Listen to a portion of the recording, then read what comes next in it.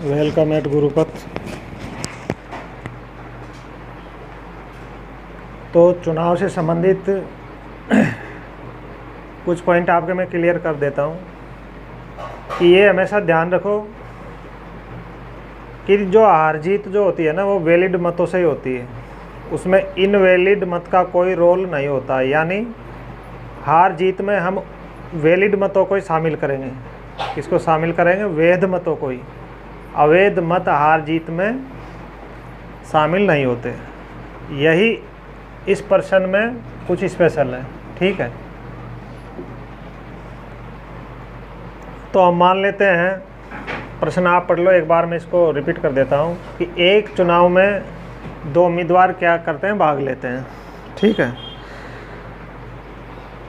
लेकिन जो 10% मतदाता है, यानी जितने भी मतदाता थे मतदाता सूची में, उसमें से 10% लोगों ने मत का प्रयोग नहीं किया, यानी वोट देने नहीं आए, तथा 60 मत अवैध घोषित कर दिए। यानी जितने मत पड़े थे उसमें से 60 मत क्या इनवैलिड हो गए, यानी वो काउंटिंग में नहीं आए हार जीत की में। ठीक है, यदि जीतने वाला 47% मत प्राप्त करके 308 मतों से जीत जाता है, यानी जीतने वाले को 47% मत मिले और वो 308 मतों से जीत गया, तो इसमें पूछा जा रहा है कि कुल कितने मत पड़े थे, यानी कुल कितने मत पड़े थे। ठीक है, तो हम मान लेते हैं,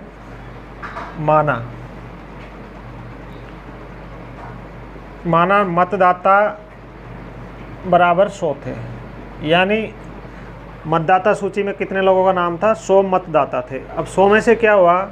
10% मतदाता वोट देने नहीं आए, यानी 10% लोगों ने वोट नहीं दिए। तो जब 10% ने नहीं दिए, या 100 में से 10 ने नहीं दिए, तो कितनों ने दिए? 90 लोगों ने दिए, या 90% ने दिए। ठीक है, इन्होंने वोट नहीं दिया। ठीक है, और वोट दिया। अब क्या होता है, इन 90 लोगों ने 100 में से वोट दिया, उसमें से 47% या 47 मत, अपन 90 मान के चलते हैं कि ये 90 वोट पड़े, उसमें से 47 जीतने वाले को मिले, तो 90 में से माइनस हम 47 कर देंगे तो कितना बचेगा? 43, यानी हारने वाले को मिल गया 43। तो अब इधर इनकी हार जीत का जो डिफरेंस है कितना आ रहा है? 47 माइनस 43 बराबर ये आ रहा निकल के 4। ठीक है, यानी 4 यूनिट। तो इसको हम ऐसे समझ सकते हैं कि यदि सपोज करो 90 वोट पड़े थे तो जीतने वाले को मिले 47, हारने वाले को मिले 43, यानी जीतने वाला जीता है 4 वोटों से। लेकिन एक्चुअल में क्या हुआ है कि वो 308 मतों से जीता है। तो इस 4 यूनिट को हम किसके बराबर रख देंगे? 308 यूनिट के बराबर।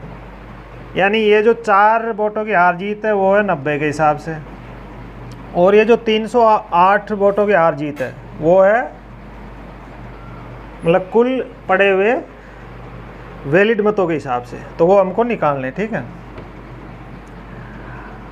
अब यहाँ जो ये 60 है, अब इस 60 का हम क्या करें? तो मैं आपको बताया था, शुरू में बता दिया था कि हार जीत में हम ओनली वैलिड मतों को ही क्या करते हैं? शामिल। तो ये जो 308 वोटों की जीत है, ठीक है, इसमें से हम किसको घटा देंगे?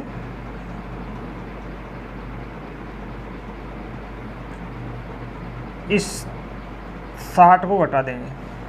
इसको घटा देंगे 60 को। ठीक है, तो 60 को घटाएंगे तो कितना आएगा? 248। ठीक है, तो यानी जो एक्चुअल में हार जीत का अंतर है वो कितना माना जाएगा? 4 यूनिट बराबर 248। या अब हम निकालेंगे 1 यूनिट की वैल्यू क्या होगी? 1 यूनिट की वैल्यू क्या होगी? तो 1 यूनिट की वैल्यू निकालने के लिए क्या करेंगे? इस 248 में 4 का हम भाग दे देंगे, तो कितनी बार जाएगा? 4 छक्का 24, 62 बार है। यानी 1 यूनिट बराबर, 1 यूनिट बराबर कितना आ गया हमारा, ये आ गया 62। अब इसमें पूछा क्या जा रहा है, इसमें ये पूछा जा रहा है कि कुल कितने मत पड़े, कुल कितने मत पड़े। तो कुल कितने मत पड़े थे, ये मत पड़े थे 90। कितने पड़े थे, 90। तो 1 यूनिट बराबर कितना आ रहा है, 62। 1 यूनिट बराबर आ रहा है 62। तो 90 यूनिट बराबर हो जाएगा 62 इंटू 90। इसको हम गुणा करेंगे, 9 दूनी 18 को 8 हासिल की 1, 9 6 की 54, 1 55 को 5 हासिल की 5। ये हासिल नहीं लगाना है, 55 ही लिख दो डायरेक्ट, ठीक है। और ये 1 0 के 1 0 उतार दो, यानी 5580, 5580 क्या हुए थे, कुल वोट पड़े थे। अब आप इसमें कंफ्यूज हो रहे होंगे कि ये 60 को, मतलब वो जीता तो 308 से था, लेकिन ये 60 को यहाँ मतलब कैसे घटा दिया। तो ऐसे है कि इस 90 में वैलिड और इनवैलिड दोनों ही मत है, वैलिड और इनवैलिड दोनों ही मत है, ठीक है। क्योंकि जो रिजेक्शन हुआ है वो रिजेक्शन हुआ है 60 वोटों का। तो ये जो 60 वोट है, ये 60 वोट हमको हार जीत में इंक्लूड नहीं करने, ठीक है। यहाँ एक्चुअल नंबर नहीं है, यहाँ ओनली हम यूनिट निकाल रहे हैं। तो इस 60 को हम चाहे शुरू में घटाए या लास्ट में घटाए, जितने भी वोट पड़े थे, मतलब ये हार जीत में शामिल नहीं हो सकता। क्योंकि इसको हम 90 में से घटा नहीं सकते, क्योंकि 90 क्या एक्चुअल मतलब वोटों की संख्या नहीं है जो पड़े थे। अब एक्चुअल वोटों की संख्या का हमको पता नहीं है, तो इस 60 को, ये जो हार जीत का अंतर है 308, इसमें से इनवैलिड मतों को घटाना पड़ेगा। क्योंकि हार जीत में हमेशा मैं बोला था वैलिड मत ही क्या होते हैं, इंक्लूड होते हैं।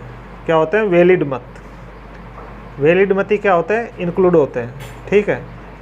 यदि वो परसेंटेज में दे देता है यहाँ कि इतने % इनवैलिड हो गए, तो हम परसेंटेज के हिसाब से 90 में से घटा देते डायरेक्ट। लेकिन इस 60 को हम 90 में से नहीं घटा सकते, क्योंकि 60 तो क्या है, एक बेस है। मतलब ऐसे मान के चल सकते हैं कि ये एक्चुअल में नहीं है, ये हम मान के चल रहे हैं। इसके हिसाब से हमने 1 यूनिट बराबर आया हमारा 62, ठीक है।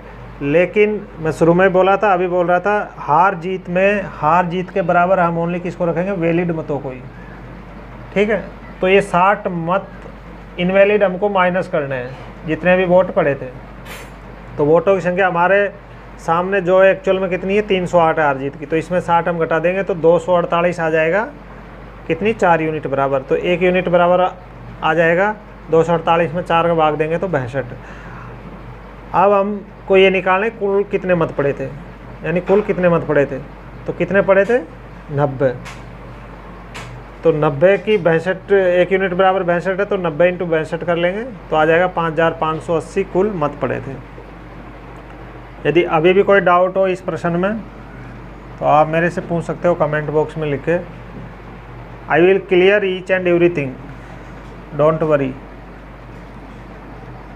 ओके।